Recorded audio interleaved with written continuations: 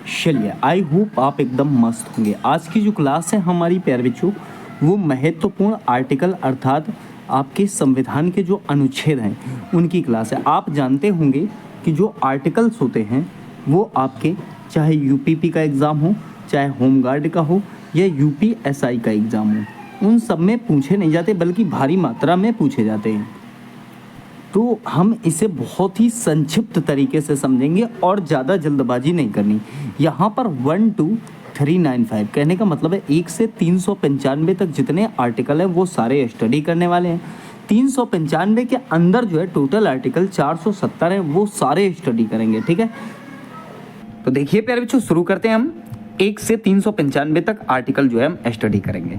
देखिए प्यारे बच्चों, पहले एक बात समझो, जो संविधान है हमारा, इसमें इसका जब निर्माण किया गया था, संविधान का जब गठन हुआ था, तो आप एक बात तो जानते होंगे कि जो हमारा 26 नवंबर 1949 का दिन था, कौन सा 26 नवंबर और 1949 का दिन।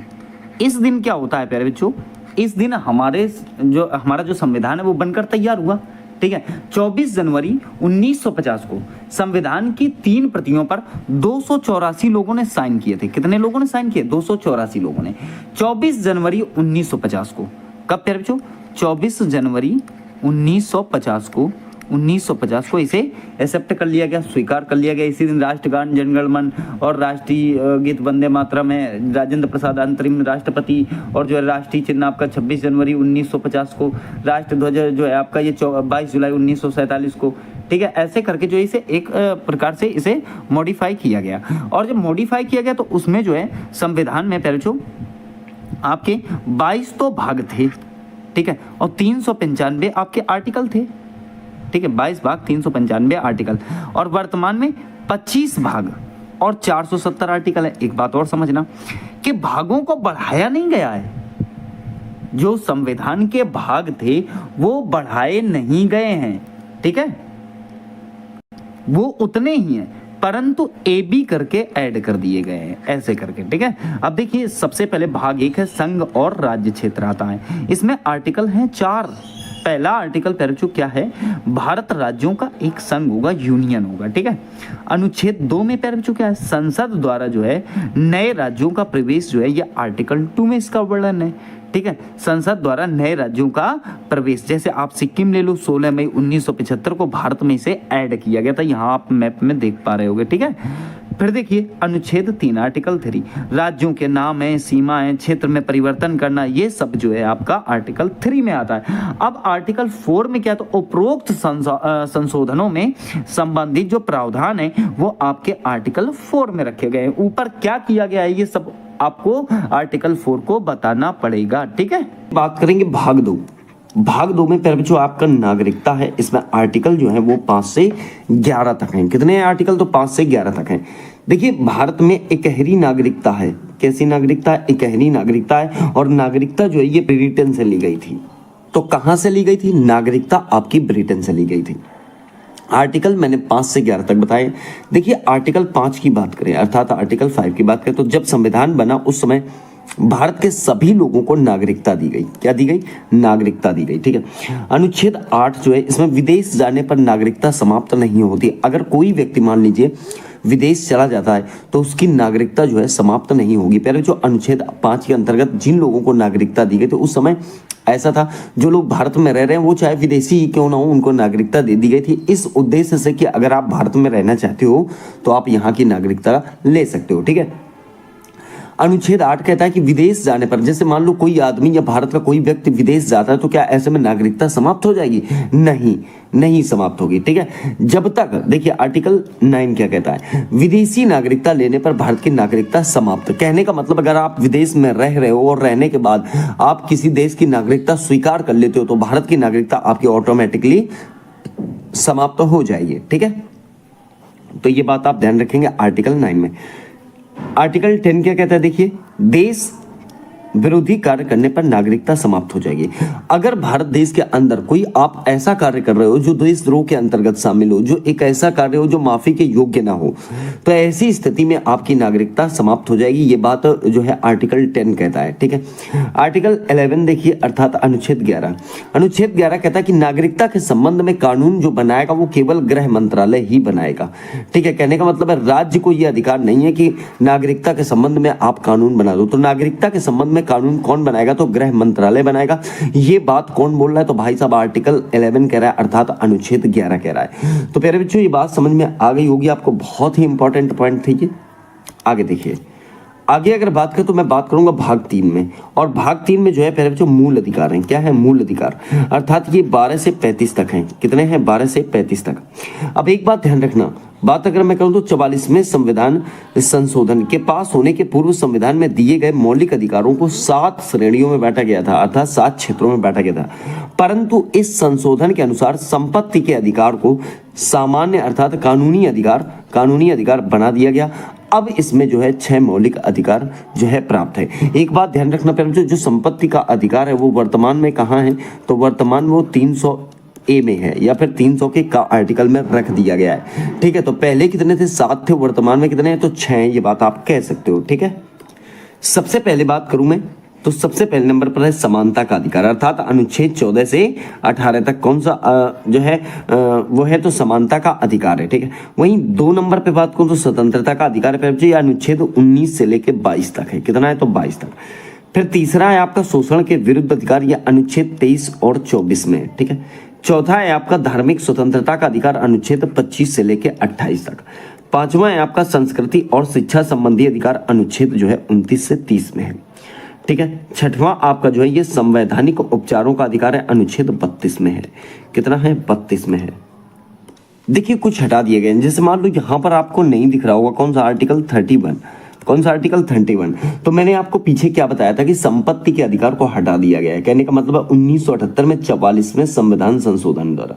ठीक है, तो ये बात आपको ध्यान रखनी है। तो ऐसे करके आर्टिकल 31 जो है गायब हो गया है। सही है, तो इस प्रकार से आप यहाँ समझ सकते हो। अब देखिए यहाँ पर बात करें, देखिए मैंने क्या बताया था कि मूल अधिकार पहले या आपके यूएसए के संविधान से लिए गए हैं, उठाए गए हैं। कहाँ से उठाए गए हैं? तो यूएसए के संविधान से उठाए गए हैं। अब देखिए मूल अधिकार की अगर बात करूं तो इनको ही मूल अधिकार को ही मौलिक अधिकार भी कहा जाता है। क्या कहा जाता है? तो आप कहोगे मौलिक अधिकार भी इन्हें ही कहा जाता है। दूसरा आप ये भी कह सकते हो कि क्या सर मैग्ना कार्टा इसे ही कहा जाता है? तो हाँ भाई साहब, मैग्ना कार्टा भी इसे ही कहा जाता है। ठीक है, तो ये बात आपको ध्यान रखनी है। कहने का मतलब भारतीय संविधान का मैग्ना कार्टा कहा जाता है, तो इसे ही कहा जाता है। फंडामेंटल राइट्स इसे ही कहा जाता है। तो ये बात आप यहाँ पर समझ सकते हो। ठीक है, इसको समझिएगा। क्या? आर्टिकल 13 अर्थात अनुच्छेद 13 अल्पीकार। अल्पीकार का मतलब क्या होता है? अनुच्छेद 13 के अंतर्गत जो अल्पीकार है, देखिए वे सभी कानून जो मौलिक अधिकारों से मेल नहीं खाते या उन्हें कम करते हैं, ठीक है, तो अपने असंगत होने की हद तक शून्य माने जाएंगे। क्या माने जाएंगे? शून्य माने जाएंगे। ये बात आप ध्यान रखेंगे। वही बात करेंगे अब समानता के अधिकार की। समानता का अधिकार आर्टिकल जो है प्यारे बच्चों आपका 14 से 18 तक है। देखिए अगर बात करूं मैं तो अनुच्छेद 14 की बात करता हूं। ठीक है, विधि के समक्ष समानता, कानून का समान संरक्षण। ठीक है, अर्थात कह सकते हो कि किसी राज्य, भारत के कोई भी राज्य क्षेत्र में हो, किसी भी व्यक्ति को कानून के सामने समान मानना है। ठीक है, यह मानता है, कानून सबको समान मानता है और कानूनों का समान संरक्षण सुनिश्चित करता है। ये सुनिश्चित करता है कि मतलब जो है अमीर हो या गरीब हो, या सरकारी अधिकारी हो या गैर सरकारी व्यक्ति, सभी के साथ जो है एक जैसा व्यवहार किया जाएगा और कानून के सामने कोई भी जो है ऊपर नहीं है। ठीक है, तो ये बात आपको ध्यान रखनी है। वहीं विधि का मतलब क्या हुआ? कानून के समान संरक्षण। ठीक है, कानून का जो है समान संरक्षण। ठीक, आगे देखिए बात करेंगे अनुच्छेद 15 जाति, धर्म, लिंग, जन्म स्थान पर भेदभाव नहीं किया जा सकता। कहने का मतलब है सब जातियों को समान माना जाएगा, सब धर्मों को समान माना जाएगा, सब लिंगों को समान माना जाएगा और किसी से भेदभाव नहीं किया जाएगा। वो चाहे किसी भी जाति का हो, चाहे वो वाल्मीकि हो, चाहे वो ठाकुर पंडित ही क्यों ना हो। फिर देखिए बात करेंगे अनुच्छेद 17 में, इसमें जो है अस्पृश्यता का अंत है। किसका अंत है? पहले तो आप कहोगे सर अस्पृश्यता का अंत, अर्थात अस्पृश्यता है क्या? अस्पृश्यता है क्या? तो आप कहोगे छुआछूत। क्या कहोगे आप? छुआछूत। ठीक है। तो आप जैसे कि जानते हो कि भारत में जो है छुआछूत का अंत हो गया है। वो एक अलग बात है कि कहीं कहीं आज भी तुम्हें अपवाद देखने को मिल जाएगा। अगर आदमी अनपढ़ है तो छुआछूत को मानेगा, पढ़ा लिखा आदमी छुआछूत को नहीं मानता, वो सबको समान मानता है, ठीक है। तो ये बात ध्यान रखना। आर्टिकल 17 ये कहता है कि अब छुआछूत को जो है भारत से समाप्त कर दिया गया है, ठीक है। वहीं आर्टिकल 18 उपाधियों का अंत, कहने का मतलब है जितनी भी उपाधियां थी, जैसे राजा महाराजाओं की उपाधियां थी, इन सबको जो है खत्म कर दिया गया। अब केवल शिक्षा संबंधी उपाधियां जो है आपके पास रह गई हैं। राजा महाराजा, राय साहब, बहादुर साहब, इन सबको जो है पूर्ण रूप से खत्म कर दिया गया है, ठीक है। चलिए आगे ये बात करेंगे। देखिए स्वतंत्रता का अधिकार, ये जो है आर्टिकल 19 से 22 तक है, सही है। कौन सा अधिकार? स्वतंत्रता का अधिकार। देखिए यहां बात करें तो अनुच्छेद 19 सभी तरह की स्वतंत्रताएं हैं। तो कौन कौन सी स्वतंत्रताएं हैं आपके पास? देखिए अभिव्यक्ति की स्वतंत्रता, सभा करने की स्वतंत्रता, संगठन बनाने की स्वतंत्रता, घूमने की स्वतंत्रता, बसने की स्वतंत्रता, संपत्ति खरीदने का अधिकार या व्यवसाय करने की स्वतंत्रता। ये जो आप देख रहे हो यहाँ पर, ये सारी स्वतंत्रताएं आपको मिली हुई हैं, सारी स्वतंत्रताएं आपको मिली हुई हैं। देखिए पहले जो था जम्मू और कश्मीर में जो है हम जमीन नहीं ले सकते थे, लेकिन 2019 में बीजेपी की सरकार ने उसको जो है भारत में पूर्ण रूप से शामिल करने के बाद एक केंद्र शासित राज्य का दर्जा दे दिया है। तो अब जो है हम वहां पर भी संपत्ति खरीद सकते हैं। तो ये आर्टिकल 19 क्या कहता है कि सभी तरह की स्वतंत्रता हमें मिली हुई है। वही बात करें तो अनुच्छेद 20 की अगर बात करें तो देखिए इसमें 3 स्वतंत्रताएं हैं। कौन सी? एक गलती की एक सजा, ठीक है। एक गलती की एक ही सजा। कहने का मतलब है अगर मान लीजिए कोई अपराधी है, उसे एक बार 3 साल की सजा दे दी गई किसी केस के लिए, तो उसे क्या दोबारा 5 साल की सजा दे देंगे? नहीं, ऐसा इम्पॉसिबल है, ठीक है। दूसरा ध्यान रखना, सजा वर्तमान कानून के आधार पर दी जाएगी, ना कि जो कानून बदल दिया गया हो उसके आधार। मान लो कोई बच्चा मर्डर कर देता है, क्या कर देता है? मर्डर कर देता है। अब मर्डर कर दिया गया और मान लो मर्डर उसने किया 2025 में, ठीक है। और जो है 2025 में ही एक बिल आया और ये बोल दिया गया कि ये बिल लागू होगा 2026 में। अब उस मर्डर में जो है 2025 के अनुसार सजा थी 3 साल की। कितने साल की सजा थी? 3 साल की। और बिल आया 2025 में और बोला गया कि लागू करेंगे 2026 में, तो उसे कितने साल की सजा होगी? 3 साल की। अब मर्डर की ही सजा यहाँ पर 2026 में जब वो कानून में बदलाव किया गया तो यहाँ पर सजा हो गई 5 साल की। कितने साल की? 5 साल की। तो आप ये समझ लो कि वो जो व्यक्ति मर्डरर था उसको 3 साल की सजा मिलेगी, ना कि 5 साल की। तो ये बात आपको यहाँ पर ध्यान रखनी है। चलिए अनुच्छेद जो है 21 प्राण एवं दैहिक स्वतंत्रता अर्थात निजता का अधिकार, ठीक है।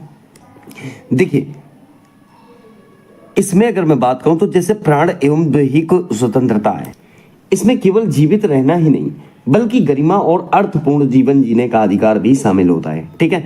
देखिए बात करें अगर आर्टिकल 21 का अर्थात ए, देखिए अनुच्छेद 21 का या ए क्या कहता है? 6 से 14 वर्ष के बच्चों को निःशुल्क शिक्षा, ये आर्टिकल जो है आपको बताता है। और इसमें जो है 2002 में कुछ प्रावधान जोड़े गए थे, ठीक है। अनुच्छेद 22 कुछ स्थितियों में गिरफ्तारी और कारावास से संरक्षण आपको मिल सकता है अनुच्छेद 22 के अंतर्गत, ठीक है। कुछ स्थितियों का मतलब क्या हुआ आप ये समझ लो। कहने का मतलब ऐसा कह सकते हो कि मनमाने ढंग से गिरफ्तारी और नजरबंदी से व्यक्ति को सुरक्षा प्रदान करता है, जिसमें गिरफ्तार व्यक्ति को गिरफ्तारी के कारण बताए जाने प्लस वकील से परामर्श करने के अधिकार और 24 घंटे के भीतर मजिस्ट्रेट के सामने पेश करने के अधिकार शामिल है। हालांकि निवारक नजरबंदी के लिए कुछ अपवाद भी होते हैं। तो यहाँ पर आपने स्वतंत्रता के अधिकार को समझा। चलिए प्यारे बच्चों बात करेंगे आगे। देखिए अगला है हमारा शोषण के विरुद्ध अधिकार अनुच्छेद 23 और 24।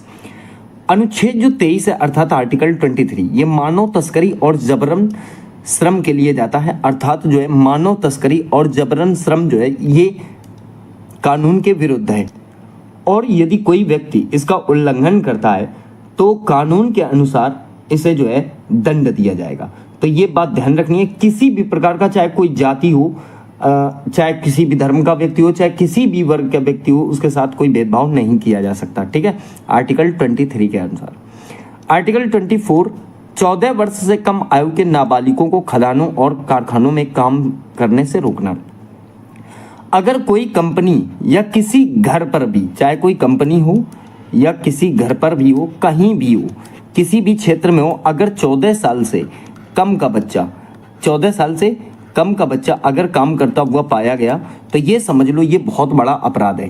कहने का मतलब नाबालिगों से आप कार्य नहीं करा सकते। तो ये दो जो आर्टिकल आपने यहाँ पर देखे ये सब शोषण के विरुद्ध अधिकार के अंतर्गत आएंगे। इसमें दो आर्टिकल आते हैं 23 और 24। ठीक है, चलिए आगे यहाँ बात करेंगे।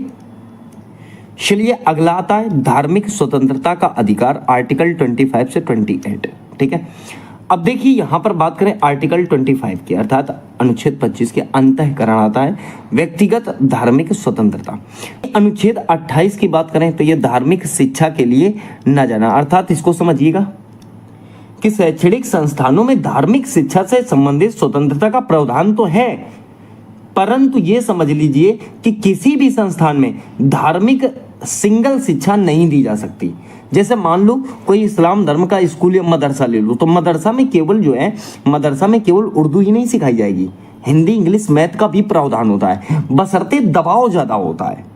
मैं ये बात कहूँगा कि शायद उसमें दबाव ज़्यादा होता है, क्योंकि मदरसों के बच्चे जो होते हैं, मैंने ये महसूस किया है कि उन बच्चों को जैसे हिंदी इंग्लिश में उतना ज्ञान नहीं होता जितना उनको शायद इस्लाम के बारे में सिखाया जाता है, ऐसा मैं मानता हूँ। ठीक है, करेंगे अब हम नेक्स्ट पॉइंट पे। अगला है हमारा संस्कृति और शिक्षा संबंधी अधिकार।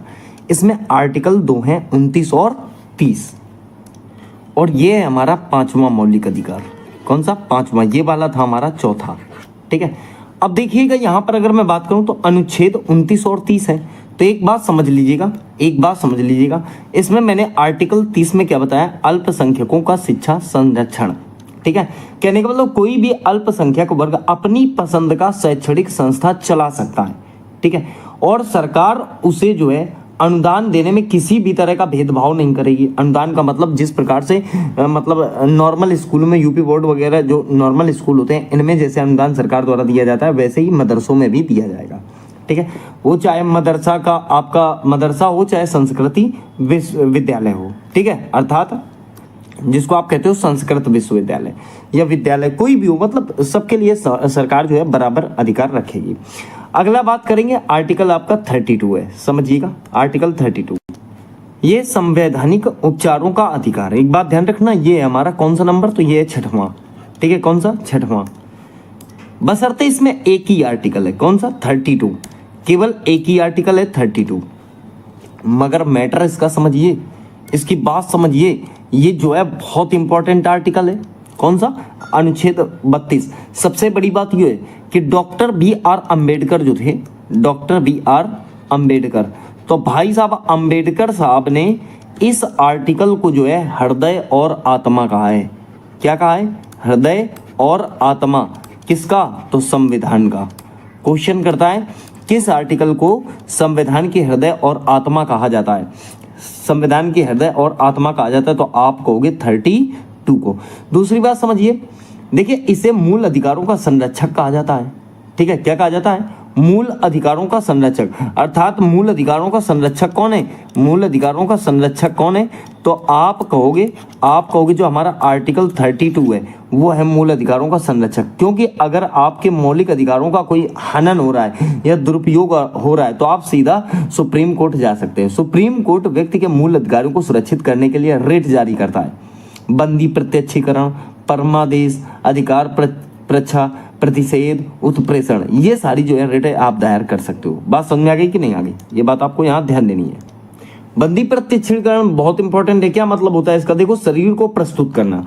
कैसे? देखिए, आप ऐसा कह सकते हो कि जब किसी व्यक्ति को ये लगता है कि उसे अवैध रूप से जेल में रखा गया है, तब सुप्रीम कोर्ट हिरासत में लेने वाले अधिकारी को आदेश देता है कि वह जेल में रखे गए व्यक्ति को निश्चित स्थान और निश्चित समय के अंदर उपस्थित करें, अन्यथा हिरासत में लेने वाला अधिकारी जो होगा उस पर ठोस कार्रवाई होगी। ये बात समझ में आ गई कि नहीं आ गई? तो इस प्रकार से आप कह सकते हो। देखिए आर्टिकल 33, मूल अधिकार को सीमित करना, राष्ट्रीय सुरक्षा के मुद्दों पर जो है नजर रखना। कहने का मतलब है जैसे उदाहरण ले लो सेना, मीडिया। आप कह सकते हो कि संसद को यह अधिकार है, ठीक है, कि वे कुछ विशिष्ट श्रेणियों के व्यक्तियों जैसे सशस्त्र बल है, पुलिस बल है, खुफिया एजेंसियों के सदस्य आदि के मौलिक अधिकारों को उनके कर्तव्यों के उचित निर्वहन और अनुशासन बनाए रखने के लिए सीमित या प्रतिबंधित कर सके। इसका उद्देश्य इन सेवाओं की कार्य प्रणाली को सुचारू बनाना और व्यवस्था बनाए रखना है, जिससे उनके कार्य बिना किसी बाधा के संपन्न हो सके। तो ये बात आप ध्यान रखना। ये आर्टिकल जो है 33 ये भी बहुत इंपॉर्टेंट है। आगे देखिए आर्टिकल 34, भारत में कहीं भी सेना का कानून लागू हो सकता है। अगर कोई आपदा स्थिति ऐसी दिखी कि मतलब मान लो ऐसे कह सकते हो आप कि किसी क्षेत्र में लागू हो जाए मार्शल लॉ, ठीक है, कौन सा लॉ? Martial law. अब किसी क्षेत्र में मान लीजिए कि मार्शल लॉ लागू हो गया।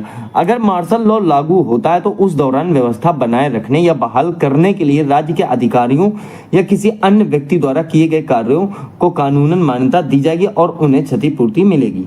ठीक है, तो ये बात आप कह सकते हो। यह अनुच्छेद संसद को ऐसा कानून बनाने का अधिकार देता है जो मार्शल लॉ के दौरान किए गए कामों के लिए सरकारी कर्मचारियों और अन्य व्यक्तियों को कानूनी प्रतिरक्षा प्रदान करता है। तो प्यारे बच्चों ये बात आपको ध्यान देनी है। ठीक है, तो मार्शल लॉ के लिए कौन सा आर्टिकल काम करेगा? तो 34। अगला देखिए, आइए अब देखिए बात करेंगे भाग 4। भाग 4 आया आपका, भाग 4 आया, हमने आपको पीछे जो है 3 करा दिए हैं। देखिए भाग 4 जो है राज्य के नीति निर्देशक तत्व, इसमें आर्टिकल 36 से 51 तक है। देखिए एक बात ध्यान रखना, इसे आयरलैंड के संविधान से लिया गया है। कहां से लिया गया? तो आयरलैंड के संविधान से लिया गया है। अनुच्छेद 37 जो तत्व होते हैं इसमें न्यायालय द्वारा लागू नहीं होंगे। ठीक है, आप कह सकते हो नीति निर्देशक सिद्धांत किसी भी न्यायालय द्वारा लागू नहीं किए जा सकते, जिसका अर्थ है कि नागरिक सीधे इन सिद्धांतों के आधार पर कानूनी कार्रवाई नहीं कर सकता। ये सिद्धांत देश के शासन के लिए मौलिक हैं और सरकार को कानून बनाने में इसका ध्यान रखना होता है। ठीक है, राज्य का ये कर्तव्य है कि वह कानून और नीतियां बनाते समय इन सिद्धांतों को लागू करें।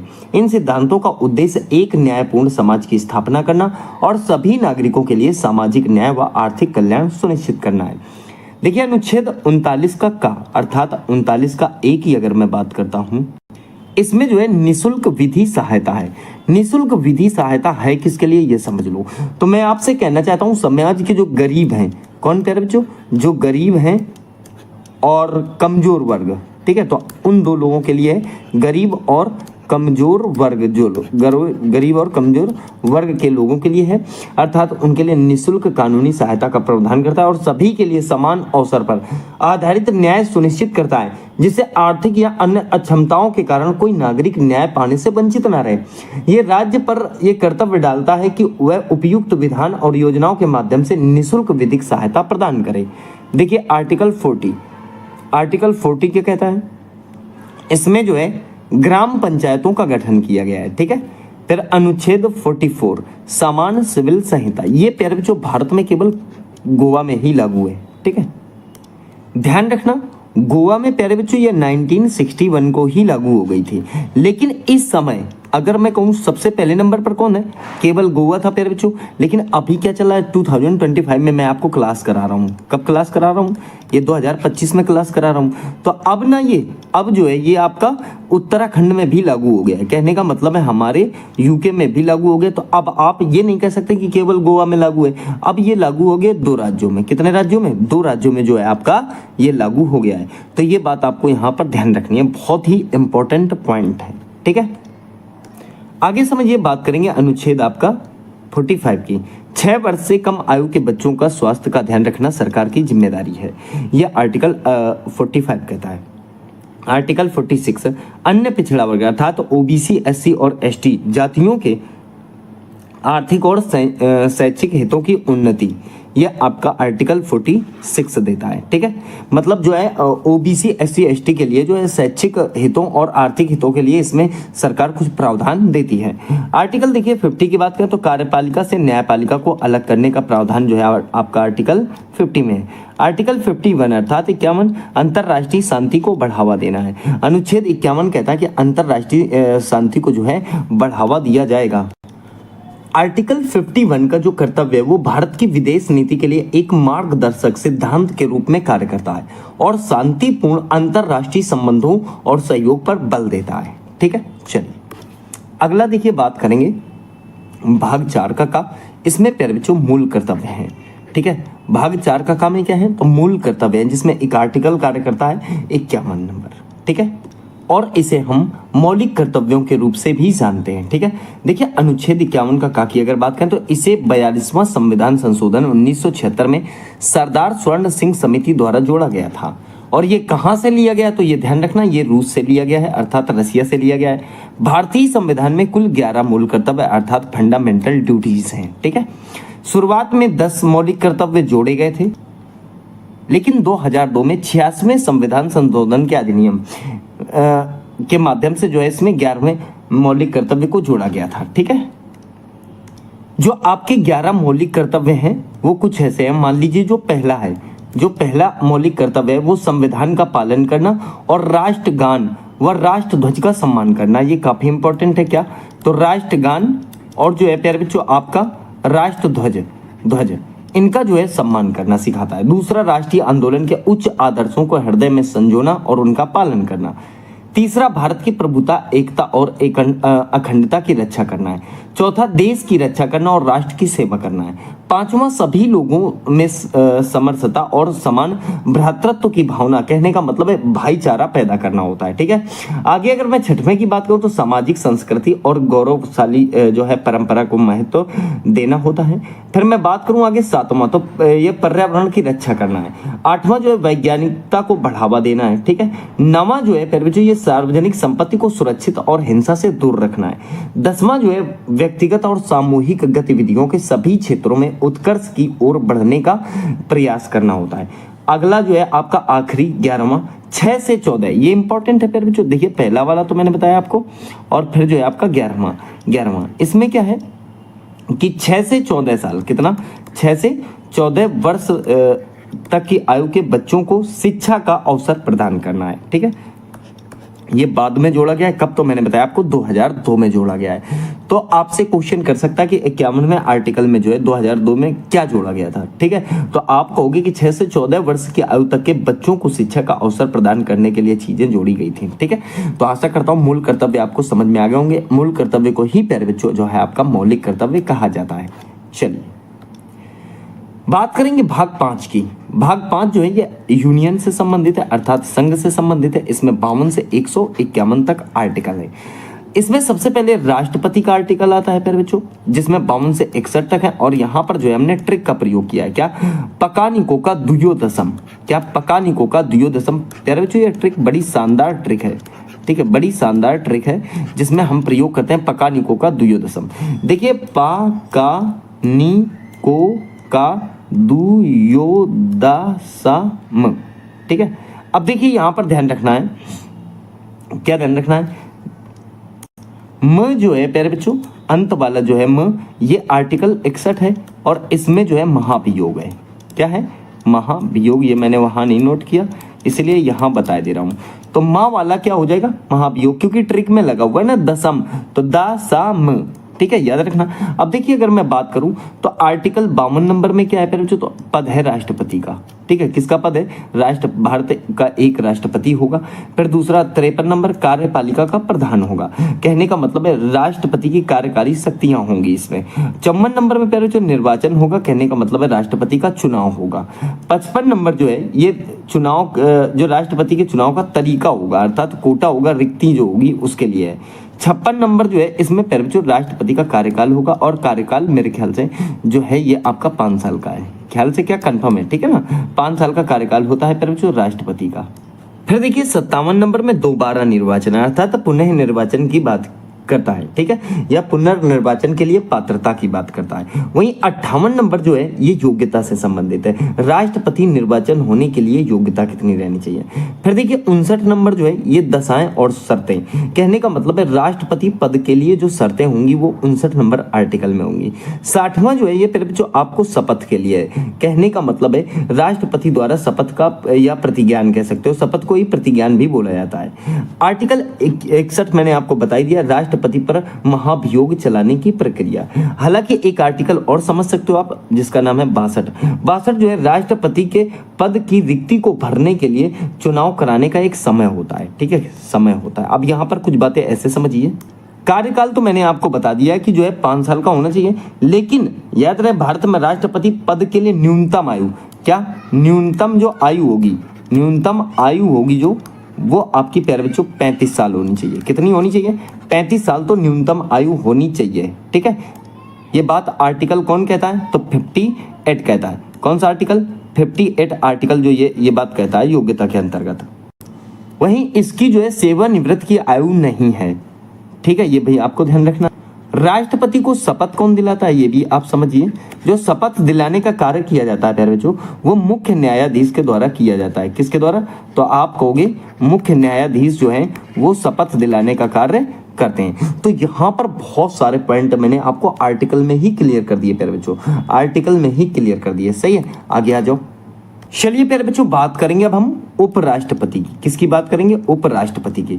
तो समझिएगा एक बात, यहाँ मैंने ट्रिक आपको बता रखी है, उसका निकास सनी। कैसे? तो देखिए, उ स, यहाँ स, का, नी, का, स, सा, नी।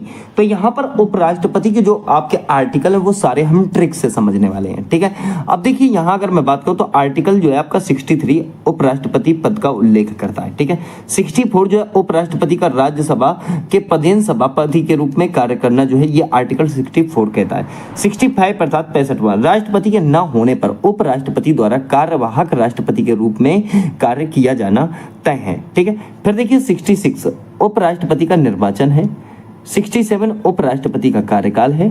68 उपराष्ट्रपति के पद रिक्तियों को भरने का समय है।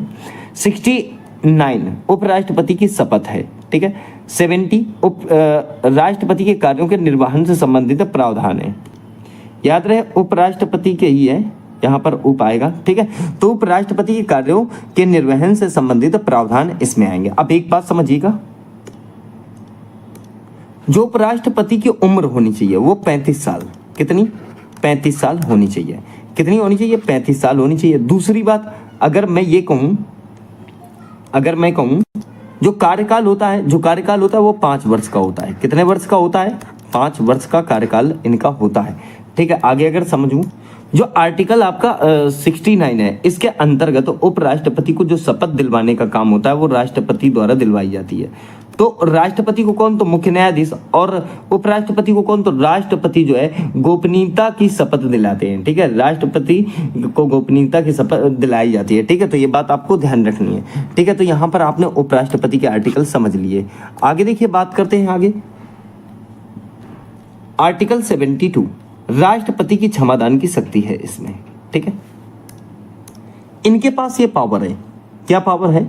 कि राष्ट्रपति किसी भी अपराध के लिए दोषी ठहराए गए व्यक्ति के दंड को क्षमा कर सकते हैं या उसे निलंबित कर सकते हैं, परिहार या लघुकरण कर सकते हैं या अर्थात कम कर सकते हैं। ठीक है, तो ये बात आपको ध्यान रखनी है। देखिए 74 क्या कहता है? राष्ट्रपति के सलाह के लिए मंत्रिपरिषद। राष्ट्रपति सलाह के लिए एक मंत्रिपरिषद भी बनाया जाता है। 75 जो है प्यारे बच्चों, ये आपका मंत्रियों के बारे में अन्य उपबंध देता है। ठीक है, फिर देखिए अनुच्छेद 72 महान्यायवादी। महान्यायवादी कौन होते हैं?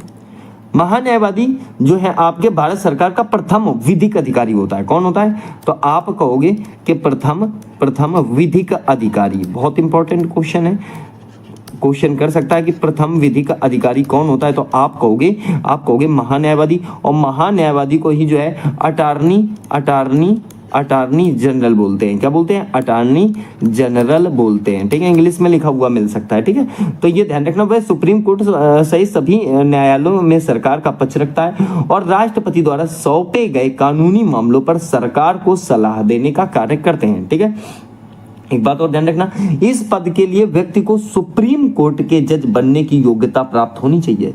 यानी वह भारत का नागरिक हो, किसी उच्च न्यायालय में कम से कम 5 साल जज रहा हो या 10 साल वकील रहा हो या फिर राष्ट्रपति की नजर में एक प्रतिष्ठित विधिवेत्ता रहा हो।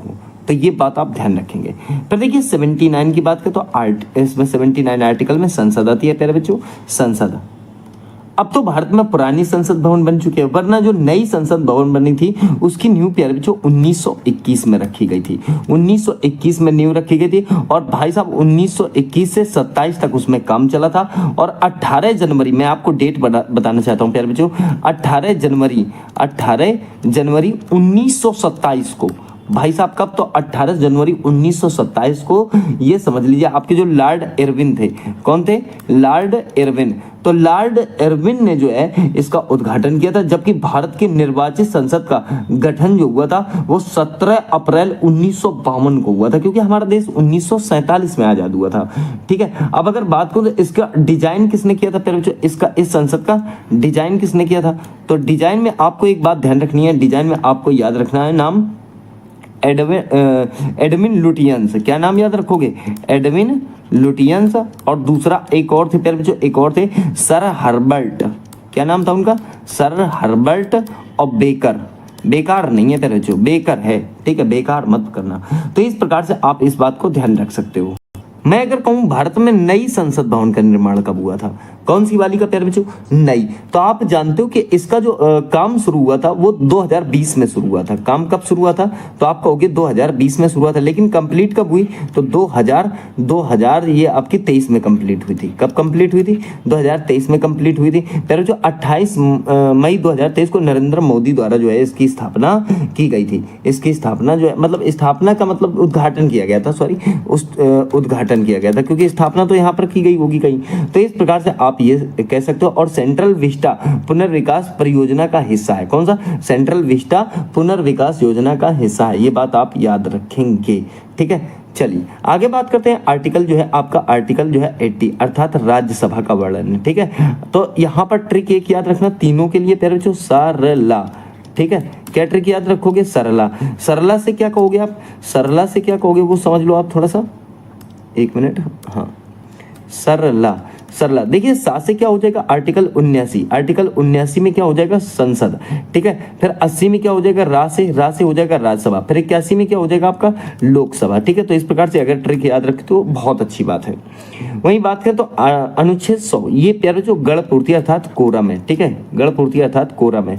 गण पूर्ति होती क्या है, कोरम होता क्या है, तो समझ लो, संसद के सदनों में मतदान की प्रक्रिया, रिक्तियों के बावजूद सदन की कार्य करने की शक्ति जो है गण पूर्ति या कोरम से संबंधित है।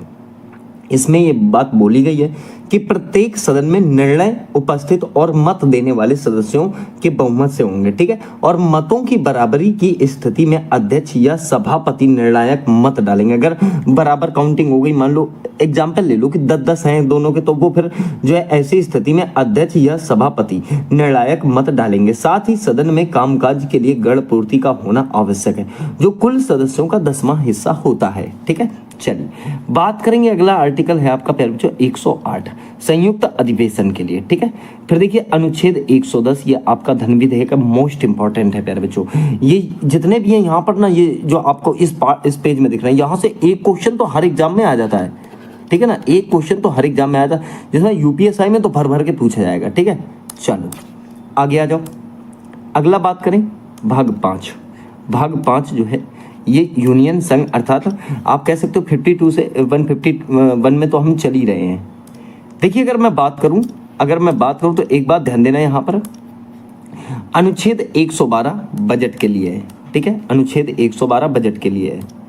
देखिए अगर मैं बात करूं तो बजट के बारे में मैं थोड़ी सी बात आपसे करना चाहूंगा, ठीक है। कहने का मतलब है बजट होता क्या है, तो आप ऐसा कह सकते हो क्या कि बजट जो शब्द है ये फ्रांसीसी शब्द है। कैसा शब्द है, फ्रांसीसी शब्द है, पहले तो ये समझ लो। और इसका निर्माण फ्रांसीसी शब्द बूजे से हुआ है। किससे, बूजे से हुआ है। और बूजे का अर्थ क्या है, तो चमड़े का थैला। किसका थैला, तो आप कहोगे चमड़े का छोटा थैला, ठीक है। तो चमड़े का छोटा थैला, अब इसको नाम चमड़े का छोटा थैला क्यों दिया गया, ये भी सोचने वाली बात है। तो इसका नाम चमड़े का छोटा थैला इसलिए दिया गया था प्यारे बच्चों, क्योंकि देखिए 1773 ईस्वी की बात है। कब की बात है, 1773 ईस्वी की बात है। 1773 में ब्रिटिश जो वित्त मंत्री थे उनका नाम था रॉबर्ट वालपोल, ठीक है। क्या नाम था, वालपोल लिखना, ठीक है। रॉबर्ट वालपोल जो थे देश की आर्थिक स्थिति का लेखा जोखा चमड़े के एक बैग में रख कर लाए थे, जिसके कारण इसे बजट कहा जाने लगा, ठीक है। एक बात और ध्यान रखना, भारत में सर्वप्रथम बजट जो है 1860 को डेट है इसकी टोटल, ये आपके 18 फरवरी 1860 को बजट प्रस्तुत करने के लिए एक आदमी थे जिनका नाम था जेम्स विल्सन। क्या नाम था प्यारे बच्चों, नाम याद रखना, जेम्स विल्सन, ठीक है। तो जेम्स विल्सन ने को जो है जाता है, उस समय भारत में लॉर्ड कैनिंग का कार्यकाल था, इसलिए विल्सन को भारतीय बजट का जनक कहा जाता है। क्या कहा जाता है इनको? क्या? तो आप कहोगे सर भारतीय बजट का जनक। क्वेश्चन कहता है कि भारतीय बजट का जनक किसे कहते हैं, जनक किसे कहते हैं, तो आप क्या कहोगे? आप कहोगे कि विल्सन को कहा जाता है। पूरा नाम मैंने आपको क्या बताया? James Wilson. पूरा नाम क्या बताया? जेम्स विल्सन को भारतीय बजट का जनक कहा जाता है। आप हमें कमेंट में एक जवाब दीजिए प्यारे बच्चों, जो जितने भी लोग देख रहे हो, जवाब ये दीजिए कि 26 नवंबर 1947 को स्वतंत्र भारत का पहला बजट आया था, और ये बजट किसके द्वारा प्रस्तुत किया गया था? ठीक है, ये बताइए आप। क्या कहा मैंने? 26 नवंबर 1947 को स्वतंत्र भारत का पहला बजट वित्त मंत्री के द्वारा रखा गया था, उनका नाम क्या था? ठीक है, चलिए अब आगे बात करेंगे। तो देखिए आर्टिकल जो है आपका 116 ये लेखानुदान के लिए है। आर्टिकल 117 पैरो जो ये इसमें वित्त विधेयक है, काफी इंपॉर्टेंट है। आर्टिकल जो है 123 राष्ट्रपति द्वारा अध्यादेश जारी करने की शक्ति है, या राष्ट्रपति का अध्यादेश है। ठीक है, अनुच्छेद 124 इसमें एससी के गठन की चर्चा है। ठीक है, अनुच्छेद 129 इसमें अभिलेखों का वर्णन किया गया है। अनुच्छेद जो है 137 इसमें न्यायिक पुनरावलोकन है, पुनरावलोकन है प्यारे बच्चों। ठीक है, पुनरावलोकन। अनुच्छेद 148 सीएजी के पद की चर्चा, सीएजी। देखिए अगर सीएजी की फुल फॉर्म बहुत पूछी जाती है, आप क्या कहोगे? Comptroller and auditor general of India. याद रखना, comptroller and auditor general of India कहने का मतलब भारत के नियंत्रक और महालेखा परीक्षक, भारत के नियंत्रक और महालेखा परीक्षक। ठीक है, ये बात आपको यहाँ पर याद रखनी है। सही है, चलिए आगे देखिए बात करेंगे भाग 6 की। किसकी बात करेंगे? भाग 6 की। और इसमें जो है राज्यों का वर्णन किया गया है। 152 से लेके पैर 237 तक है, 152 से 237 तक। तो यहाँ ध्यान रखना, सबसे पहले मैं राज्यपाल की बात करूंगा। किसकी बात करूंगा? राज्यपाल की बात करूंगा। तो पैर बच्चों यहाँ पर ट्रिक्स का प्रयोग हमने किया है। ठीक है, किसका प्रयोग किया हमने? ट्रिक्स का प्रयोग किया है। तो देखिए ट्रिक क्या है? राजा का नाक योगा से साफ, इतना याद रखना, राजा का नाक योगा से साफ। ठीक है, तो राजा का नाक योगा से साफ। अनुच्छेद 153 राज्यपाल का पद है। ठीक है, अनुच्छेद 154 इसमें कार्यपालिका आती है। अनुच्छेद 155 नियुक्ति, ठीक है, नियुक्ति आती है। और अनुच्छेद 156 कार्यकाल आता है। अनुच्छेद 157 योग्यताएं आती हैं। अनुच्छेद 158 शर्तें आती है। अनुच्छेद 159 शपथ आते हैं। ठीक है, और ध्यान देना एक बात को, ध्यान ये देना है कि अनुच्छेद 161 राज्यपाल की क्षमादान की शक्ति आती है। ठीक है, अब आप एक बात कहोगे कि सर आपने 59 बता दिया, 60 क्यों नहीं बताया? 60 क्यों नहीं बताया? तो इतना इंपॉर्टेंट नहीं है, लेकिन समझ लो।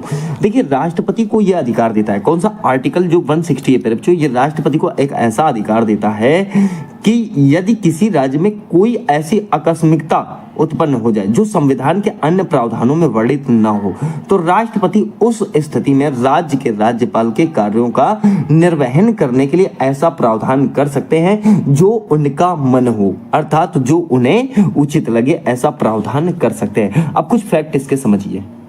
देखिए अनुच्छेद 157 ये कहता है कि राज्यपाल बनने के लिए कम से कम उम्र कितनी होनी चाहिए? 35 वर्ष तो उम्र होनी चाहिए। ठीक है, ये बात आपको ध्यान रखनी है।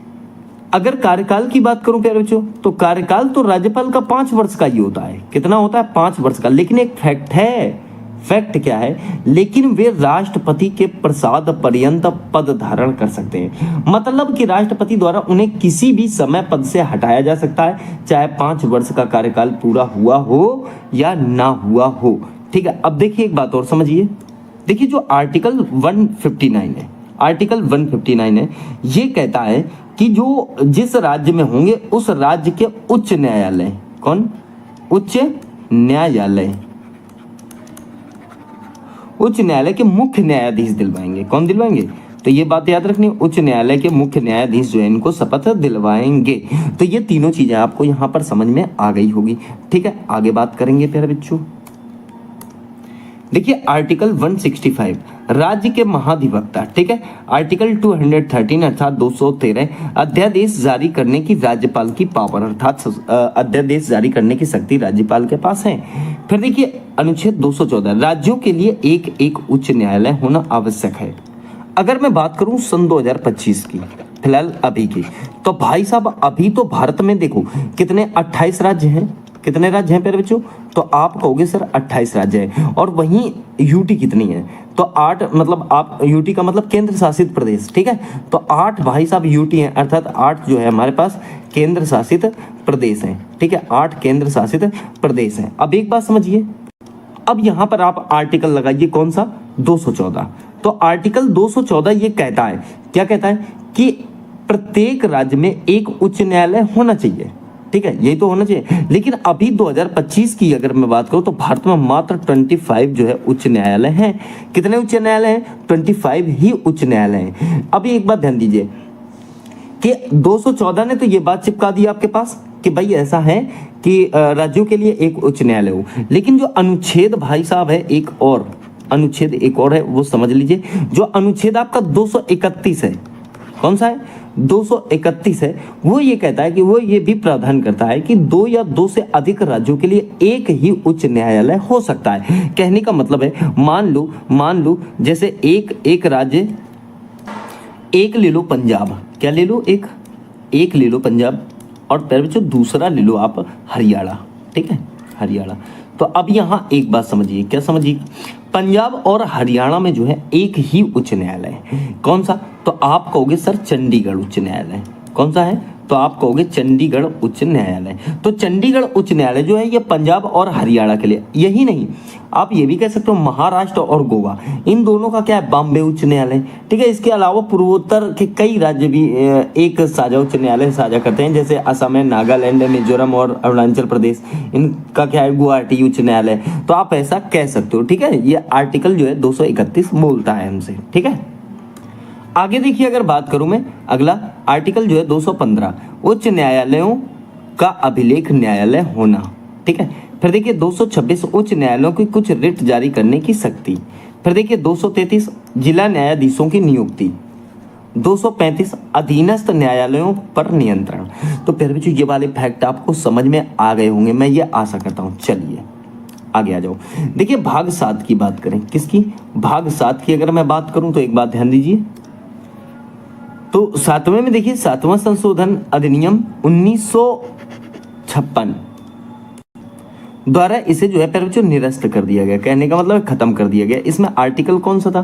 तो आप कहोगे सर 238 नंबर, अर्थात 238 आर्टिकल जो था इसे खत्म कर दिया गया। देखिए बात करेंगे भाग 8 की, ठीक है। भाग 8 में जो है केंद्र शासित प्रदेश आते हैं, अनुच्छेद 239 से लेके 42 तक।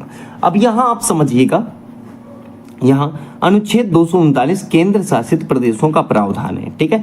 जो केंद्र शासित प्रदेश है हमारे, अभी पीछे मैंने बताया था आपको। अनुच्छेद 241 केंद्र शासित प्रदेशों के लिए उच्च न्यायालय, ठीक है। तो ये 2 आर्टिकल्स इसमें इंपॉर्टेंट हैं। बात करेंगे भाग 9 की, पंचायतें आती हैं इसमें। कितनी पंचायतें आती हैं? अनुच्छेद की अगर बात करें प्यारे बच्चों, अनुच्छेद 243 से ओ तक है, ABCDFGHIJKLMNO तक हैं, ठीक है। ये बात आपको ध्यान रखनी है। इसमें जो इंपॉर्टेंट है वो समझ लीजिए। देखिए 243 का ए, इसमें ग्राम सभा का वर्णन किया गया है, ठीक है। 243 का भी पंचायतों का गठन किया गया है। एक और काफी इंपॉर्टेंट है जिसे आप कहते हो 243 का जी, उसे समझ लो।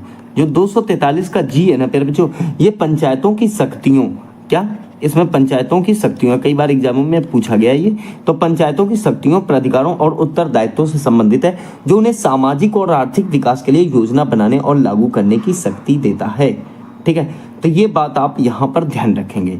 चलिए आगे देखिए, बात करेंगे आप, आगे बात करेंगे भाग 9 का, ठीक है। कौन सा?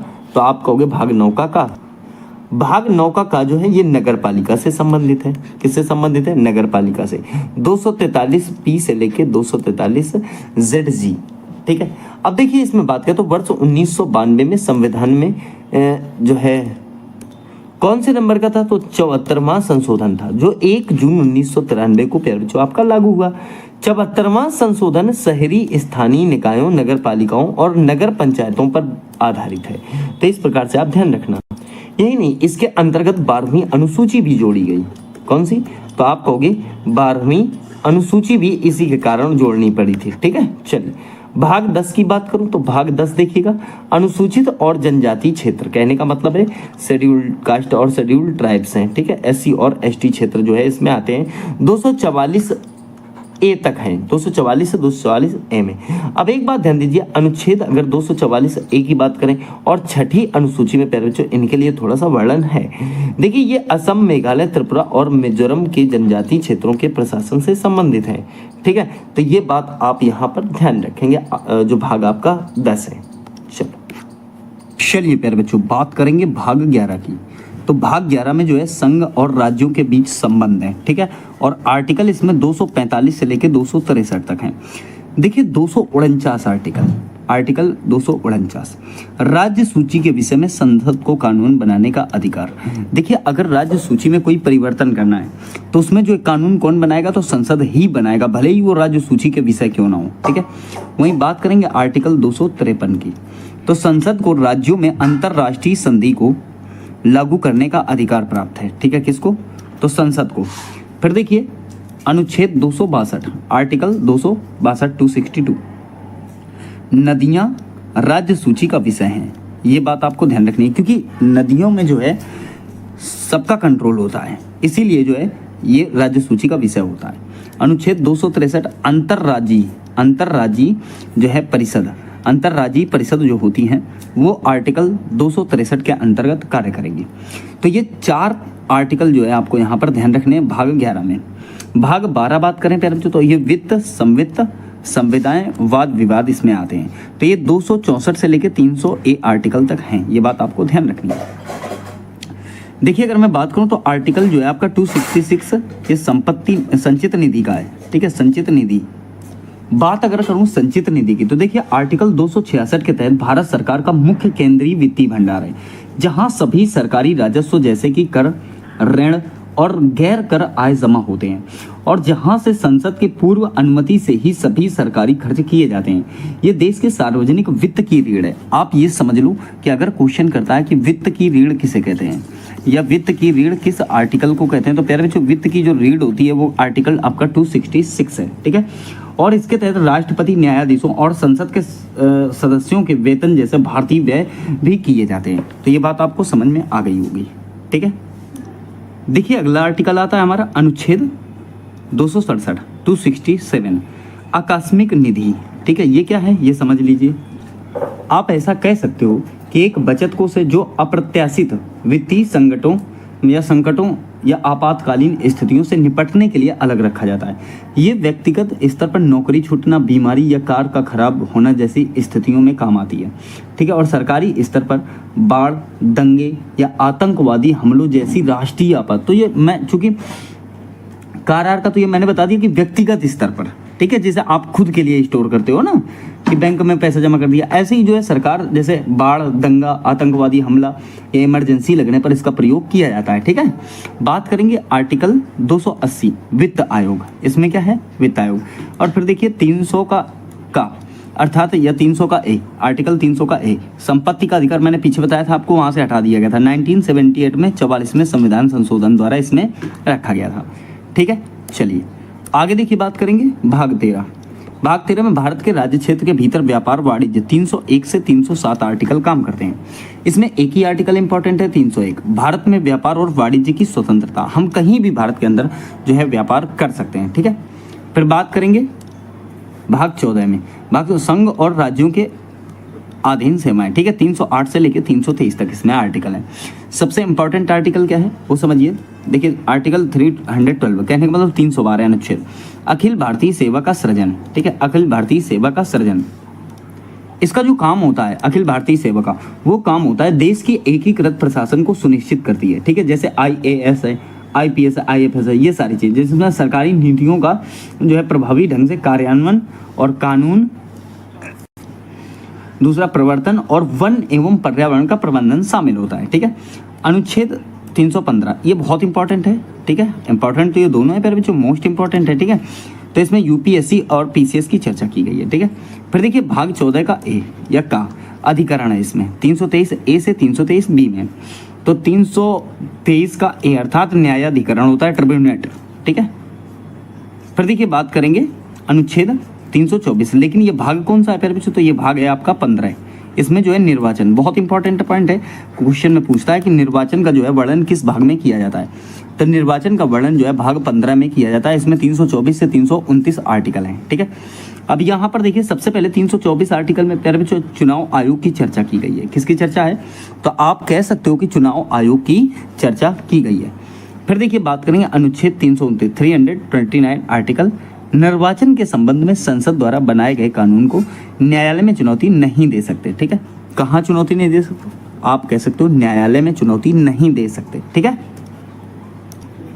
देखिए भाग 16 की बात करेंगे, कुछ वर्गों के लिए विशेष उपबंध और संबंध, ठीक है। ये 330 से लेकर 342 आर्टिकल तक हैं, ठीक है। इसमें जो है आर्टिकल आपका 330 कार्य करता है। जैसे लोकसभा में SC ST के सीटों का आरक्षण, बहुत इंपॉर्टेंट है प्यारे, जो आप रट लीजिए इनको, और मैं तो कहता हूँ मोस्ट इंपॉर्टेंट है, ठीक है। एग्जाम में एक क्वेश्चन आपको यहाँ से देखने को मिल जाएगा। तो क्या कहा मैंने अनुच्छेद 330 में? लोकसभा में SC और SC ST की जो सीटें हैं उनको आरक्षण मिला हुआ है, ठीक है। फिर देखिए आर्टिकल 331, लोकसभा में एंग्लो इंडियन जो अब पूर्ण रूप से समाप्त कर दिया गया है, जो आपके 104वें कौन से 104वें संविधान संशोधन अधिनियम कब? तो 2019 में हटा दिया गया था पूर्ण रूप से, सही है। कब? तो 2019 में, तो ये बात आपको ध्यान रखनी है। फिर देखिए अनुच्छेद 332 क्या कहता है? तो विधानसभा में SC ST, ठीक है। अनुच्छेद 333 में विधान सभा जो है आपका, इसमें जो है एंग्लो इंडियन, तो ये भी अब खत्म हो गया। एंग्लो इंडियन तो पूर्ण रूप से खत्म कर दिया गया है, ठीक है। हाँ, इसमें SC आयोग, SC आयोग का मतलब सुप्रीम कोर्ट से नहीं है, पहले आप ये समझ लो। SC आयोग का मतलब किससे नहीं है? सुप्रीम कोर्ट से नहीं है, ठीक है। तो है किससे, ये समझो आप थोड़ा सा। SC आयोग का मतलब जो आर्टिकल 338 है उसमें राष्ट्रीय अनुसूचित जाति आयोग अर्थात NCSC इसका पूरा नाम है। क्या नाम है? NCSC।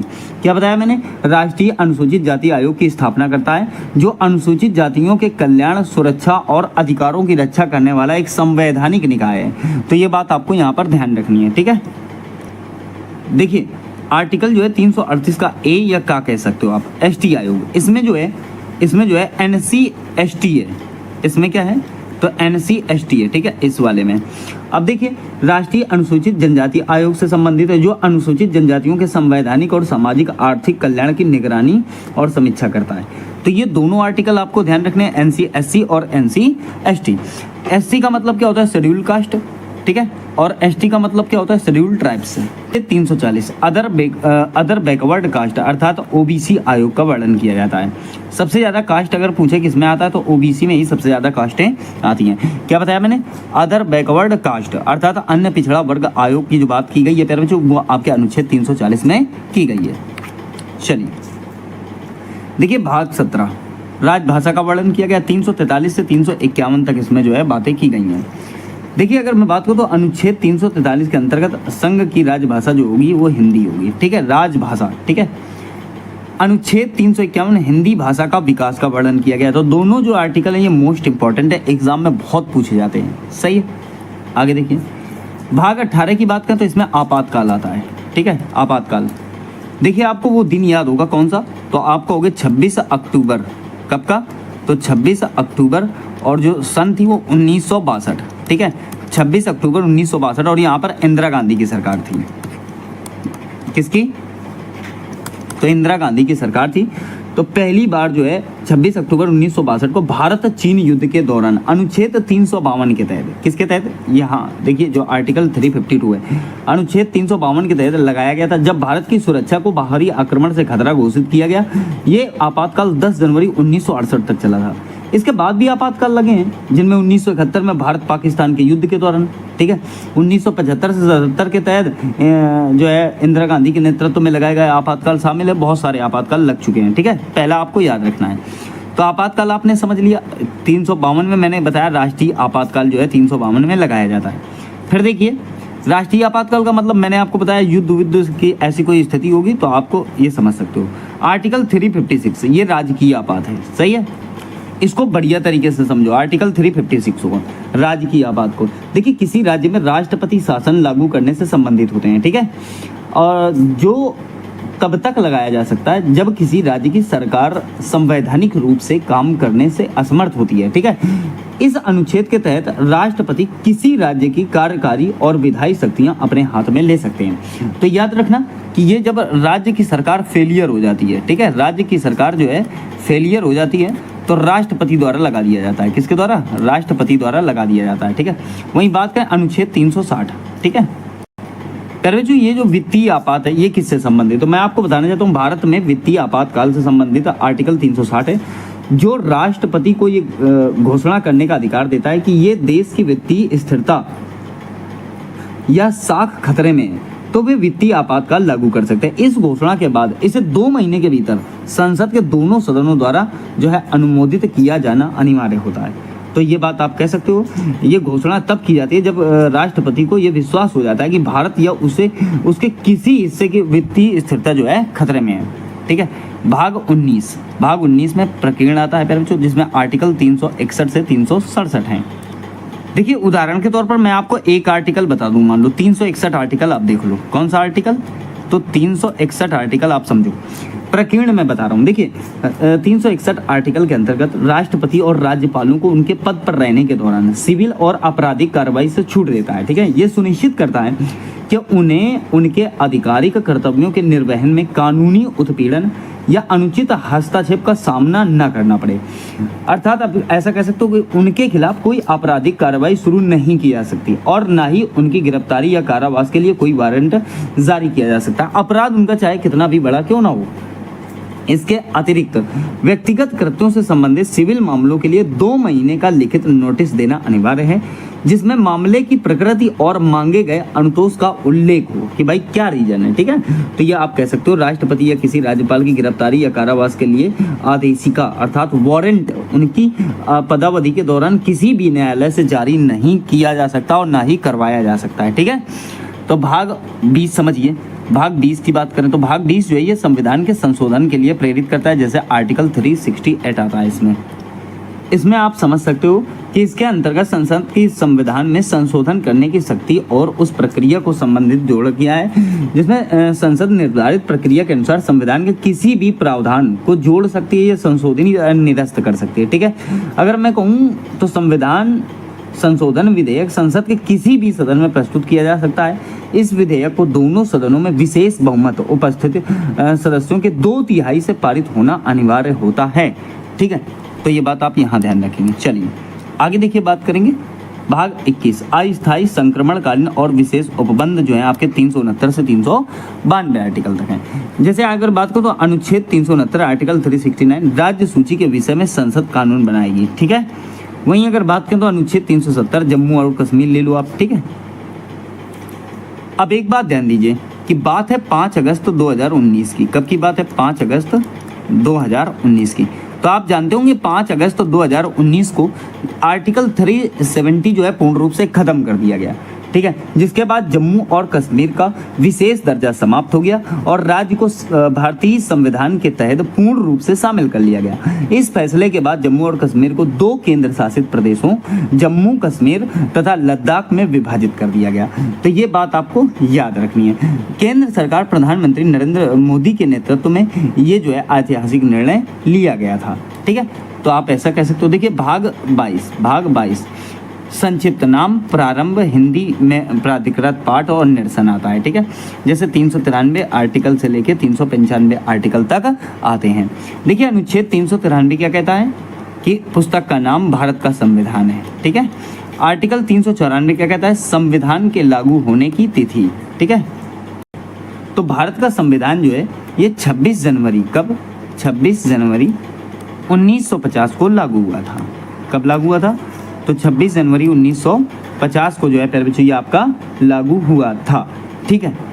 तो अब हम बात करेंगे यहाँ पर अभी आपने जो क्लास लिए उससे संबंधित कुछ आर्टिकल का प्रैक्टिस सेट है। देखिए संविधान का अनुच्छेद 14 किससे संबंधित है? इसका राइट आंसर हो जाएगा समानता का अधिकार से संबंधित है। कहने का मतलब है कि जो हमारा अनुच्छेद 14 है उसमें समानता का अधिकार का वर्णन किया गया है। अनुच्छेद 15 जो है किस आधार पर भेदभाव का निषेध करता है? इसका जो राइट आंसर हो जाएगा वो धर्म, जाति, लिंग, जन्म स्थान आदि के भेदभाव का जो है निषेध करता है, ठीक है। देखिए आगे बात करेंगे क्वेश्चन नंबर 3 में संविधान का अनुच्छेद 16 किससे संबंधित है? तो इसका राइट आंसर हो जाएगा सरकारी नौकरियों में समान अवसर के लिए, चाहे वो ओबीसी हो, चाहे वो एससी हो, चाहे वो एसटी हो, सबको जो है समान अधिकार मिला हुआ है। ठीक है, देखिए क्वेश्चन नंबर 4, अनुच्छेद 17 में क्या समाप्त किया गया है? तो इसका राइट आंसर हो जाएगा अस्पृश्यता। अस्पृश्यता का मतलब होता है पहले जो आपका छुआछूत। कहने का मतलब है छुआछूत को अनुच्छेद 17 के अंतर्गत समाप्त कर दिया गया है। देखिए बात करेंगे क्वेश्चन नंबर 5 की कि आर्टिकल 18 किससे संबंधित है, अर्थात अनुच्छेद 18 किससे संबंधित है? तो ये जो है उपाधियों के अंत से संबंधित है। उपाधियों का समाप्त करके जो है कि पुरस्कार लाए गए थे। अब उपाधियों के स्थान पर भारत में पुरस्कार दिए जाते हैं। देखिए क्वेश्चन 6 है आपका अनुच्छेद 19। कहने का मतलब है अनुच्छेद 19 भारतीय नागरिकों को कितनी स्वतंत्रताएं प्रदान करता है? तो इसका राइट आंसर हो जाएगा 6। कहने का मतलब है 6 प्रकार की स्वतंत्रताएं प्रदान करता है। अनुच्छेद 21 किससे संबंधित है? अनुच्छेद 21 किससे संबंधित है? इसका राइट आंसर हो जाएगा जीवन एवं व्यक्तिगत स्वतंत्रता के संरक्षण से संबंधित है आपका अनुच्छेद 21। शिक्षा का अधिकार किस अनुच्छेद में है? तो राइट आंसर हो जाएगा 21 का ए में जो है शिक्षा का अधिकार है। अनुच्छेद 21 का ए में जो है शिक्षा का अधिकार है। देखिए अनुच्छेद 22 किससे संबंधित है? अनुच्छेद 22 किससे संबंधित है? तो गिरफ्तारी एवं निरोध संरक्षण से संबंधित है। कहने का मतलब है कि किसी भी व्यक्ति को गिरफ्तार किया जाता है तो उसमें क्या क्या बातें होनी चाहिए, किस कंडीशन पे उसे बेल मिलेगी, ये सारी चीज़ें बताई गई हैं। ठीक है, फिर देखिए 10वां अनुच्छेद 24 किससे संबंधित है? इसका राइट आंसर हो जाएगा बाल श्रम के निषेध से। जो देखिए आर्टिकल 25 किससे संबंधित है? तो धर्म की स्वतंत्रता से। कहने का मतलब है अनुच्छेद 25 में क्या है? तो धर्म की स्वतंत्रता है। फिर देखिए क्वेश्चन नंबर 12, अनुच्छेद 32 को संविधान की आत्मा जो है किसने कहा था? इसका राइट आंसर हो जाएगा डॉक्टर भीमराव अंबेडकर ने। ठीक है, डॉक्टर भीमराव अंबेडकर ने जो है अनुच्छेद 32 को जो है संविधान की आत्मा कहा था। ठीक है, देखिए अनुच्छेद 40 किससे संबंधित है? इसका राइट आंसर हो जाएगा ग्राम पंचायतों के संगठन से संबंधित है। ठीक है, अनुच्छेद 44 किससे संबंधित है? इसका राइट आंसर हो जाएगा आपका यूसीसी से, यूनिफॉर्म सिविल कोड। ठीक है, कहने का मतलब है समान नागरिक संहिता। समान नागरिक संहिता को लागू करने वाला प्रथम राज्य जो है भारत का गोवा है और दूसरा राज्य प्यारे बच्चों आपका उत्तराखंड है। और ये क्वेश्चन जो है आपके यूपीपी में सन 2026 वाले में पूछा गया है, यूपीपी 2026 में पूछा गया है। ठीक है, देखिए अनुच्छेद 51 का एक किससे संबंधित है? तो आप कहेंगे कि मौलिक कर्तव्यों का वर्णन जो है अनुच्छेद 51 के ए में किया गया है। अनुच्छेद 52 किससे संबंधित है? इसका राइट आंसर हो जाएगा भारत के राष्ट्रपति से संबंधित है। ठीक है, अनुच्छेद 61 किससे संबंधित है? इसका राइट आंसर हो जाएगा राष्ट्रपति के महाभियोग से संबंधित है। कौन सा आर्टिकल आपका? तो आप कहेंगे आर्टिकल 61। ठीक है, देखिए अनुच्छेद 72 किससे संबंधित है? जो आपका अनुच्छेद 32 है ये राष्ट्रपति की क्षमादान शक्ति से संबंधित है। ठीक है, देखिए आर्टिकल 300 का ए किससे संबंधित है? तो ये संपत्ति के अधिकार से संबंधित है। आर्टिकल 312 किससे संबंधित है? तो अखिल भारतीय सेवाओं की जो वो हैं इससे संबंधित है। ठीक है, मतलब संस्था हैं। अनुच्छेद 315 किसके गठन का प्रावधान करता है? तो संघ एवं राज्य लोक सेवा आयोग का प्रावधान करता है। अनुच्छेद 320 किससे संबंधित है? तो लोक सेवा आयोग के कार्यों से संबंधित है। अनुच्छेद 324 किससे संबंधित है? तो निर्वाचन आयोग से संबंधित है। अनुच्छेद 326 किसे आधार पर चुनाव में मतदान अधिकार प्रदान करता है? तो वयस्क अधिकार पर, अर्थात वयस्क मताधिकार है भारत में।